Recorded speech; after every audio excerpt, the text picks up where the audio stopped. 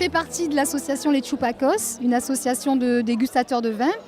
C'est un petit groupe qui s'est monté au fil des semaines et des mois où nous faisions des dégustations chez Mathieu, le caviste de la vigne à l'Olivier. On a cette petite association qui, sans grande prétention, essaie de découvrir de nouveaux vins et essaie de connaître les vins.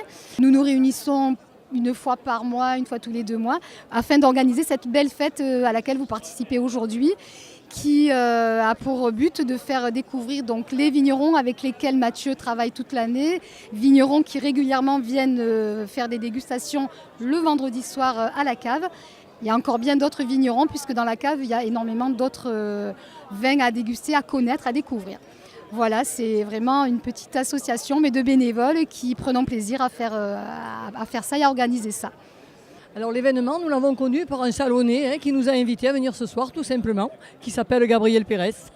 C'est la première fois que nous venons et nous avons été très étonnés, on trouve ça très très sympa.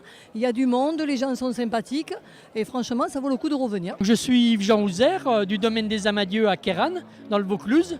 Donc j'ai repris ce domaine il y a 11 ans. Je suis tout de suite passé en agriculture biologique et en biodynamie. Et mon premier client, c'était Mathieu Segui à la cave de la vigne et l'olivier parce que j'habite Salon. Et ça fait 11 ans qu'on travaille ensemble. Donc on a vraiment un partenariat sur Salon. Lui aussi vend mes vins en restauration. Donc j'adore ce monsieur et ça se passe vraiment très très bien. Quelles sont les différences entre un vin bio et un vin classique, sans être bio ? Au goût, il n'y a pas de différence parce que c'est du vin. Le gros avantage, quand on travaille bien en agriculture biologique, c'est qu'on a un très joli vin qui exprime bien le terroir et il n'y a pas les produits chimiques à l'intérieur. Je fais de l'agriculture biologique, mais aussi de la biodynamie, qui permet aussi d'exprimer encore un peu plus le terroir. Et on a beaucoup de minéralité dans nos vins, et c'est des vins très frais, très désaltérants et très digestes. Et aujourd'hui, c'est très important. Quelles sont les caractéristiques d'un vin dans le Vaucluse ? Dans le Vaucluse, on est dans la famille Côte-du-Rhône. Donc notre spécialité, c'est le rouge. Donc on a de la puissance, on a pas mal d'alcool, 14 degrés d'alcool, et beaucoup de fruits. Les fruits caractéristiques des Côtes-du-Rhône, c'est des fruits rouges. Et derrière viennent en puissance les épices, ce qui désaltère en fin de bouche.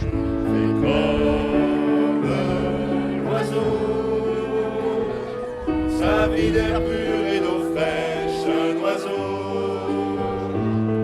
Un peu de chasse et de pêche, un oiseau. Mais jamais rien ne l'empêche, l'oiseau, d'aller plus haut. Alors moi c'est Max de la Minotte, une bière marseillaise, produite dans le quartier de la Capelette depuis maintenant quasiment 3 ans. Qu'est-ce que vous pouvez nous dire sur votre bière ? On fait des bières assez fruitées, assez équilibrées. On n'est pas là pour choquer le palais. On construit des bières relativement simples, mais au final assez complexes quand même. Et pourquoi vous participez aujourd'hui à la fête de Dionysos ?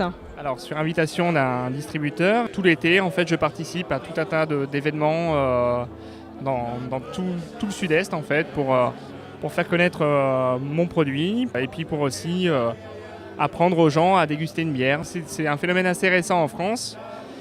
L'idée, c'est d'éduquer les gens. Il y a un vrai travail d'éducation à faire, donc je suis aussi là pour ça. Est-ce que vous pensez qu'il y a un regain pour les bières locales, contrairement aux grandes marques de bières qu'on achète et qu'on trouve en grande surface ? Complètement, c'est indéniable. C'est une croissance assez importante pour ce qu'on appelle la craft beer, en fait, la bière artisanale. Après de là, à concurrencer des grands groupes industriels, non peut-être pas, mais c'est un autre marché. Nous on est plus sur le goût, sur des produits atypiques, pas sur des produits trop formatés, mais chacun son marché. Je suis ici grâce à 2 amis et c'est bien en fait de soutenir peut-être des petits producteurs et qu'on se retrouve tous ensemble au cœur de Salon quoi. C'est une ville où on a grandi, du coup ça fait plaisir. Moi je suis venu pour supporter mes parents, mon père qui fait l'exposition, ma mère qui est adjointe dans l'association, donc je viens pour les supporter et leur donner tout mon soutien. Bonjour, vous représentez quel vin ? Nous on fait du vin en Alsace, donc famille Ébinger à Egisheim, sud de Colmar. Quel type de vin vous faites ?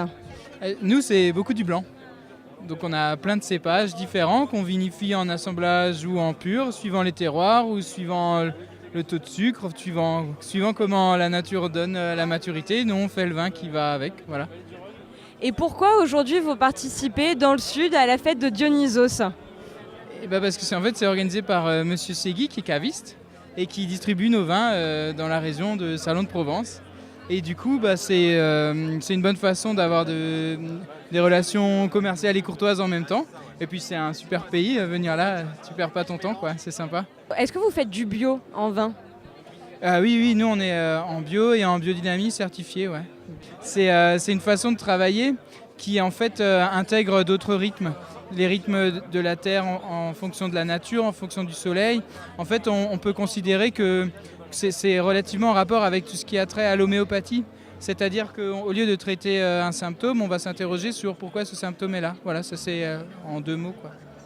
Est-ce que ça change foncièrement le goût du vin ou pas du tout? Alors dans l'analyse du vin, pas forcément, parce qu'un vin qui a 13 degrés d'alcool, il a 13 degrés d'alcool, nonobstant le mode de culture.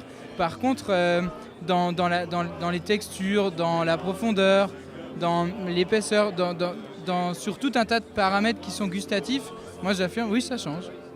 Est-ce que vous avez un dernier petit mot pour motiver les Salonnais à venir visiter l'Alsace? Écoutez, il fait chaud aussi. Oui, parce que souvent les gens pensent que l'Alsace et le Nord il fait froid, mais non, il fait chaud. Du coup, ça vous dépaysera pas trop, quoi.